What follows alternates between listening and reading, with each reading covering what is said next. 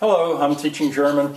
I have a few things to clean up though from yesterday. One thing, when I spoke about my travels, well, at a certain point I said that the closest to a down day I had was the train journey from Paris to Spain, not to France, but to Spain. And then I think I said Eastern France. I meant Western France. That train ride from Paris to Bordeaux and then south of Bordeaux was pretty boring compared to the other stuff that I saw. Since yesterday, I began to look at the raw film footage that I have. And I'm satisfied with a lot of it. And so at this point, I would guess that this summer, I'll maybe start in a week or so, I'll begin to put most of that journey online somehow. I'm not sure what somebody else is going to think of it, but I think I'm going to call that Details of Frank's Tour d'Europe or something like that, because what I filmed was details. More later, I'll tell you more about that. All right, German. I left this up here.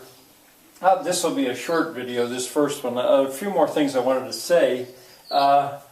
In German, all nouns are capitalized. In English, only proper nouns are capitalized. But miss here, for example, that's capitalized. Sir or Lord, whatever, it's capitalized. And I guess Tag, Guten Tag, it's capitalized. That's a noun. Another thing I wanted to tell you was that this umlaut, those two dots that go over the A, that's difficult to type. I'm very fond of it. That's the way I learned German. But my friend Shirley convinced me a year or so ago that as I was trying to type German, I should just accept that there's been spelling reform in German.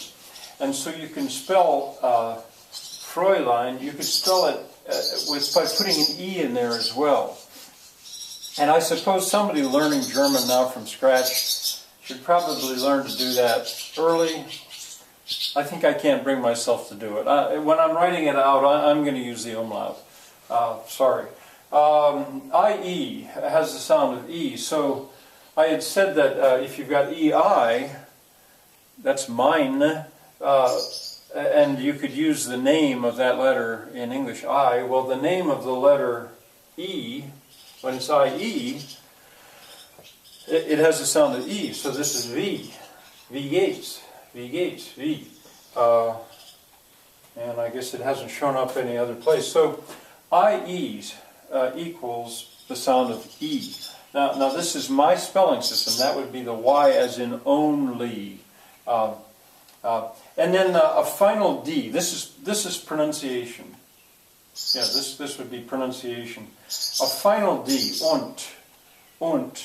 It's approximately equal to a T, to an English T. Und, when it ends the word. Now here, danke. There, it's like a D for us.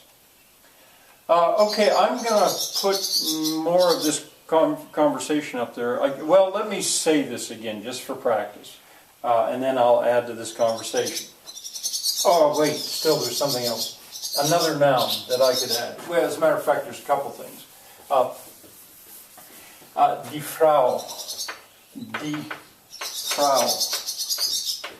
Now, without the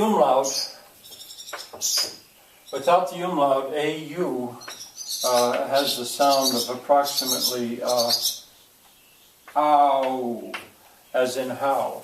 Ow. Die Frau. Now, that's feminine. Die is feminine. I might as well deal with this too.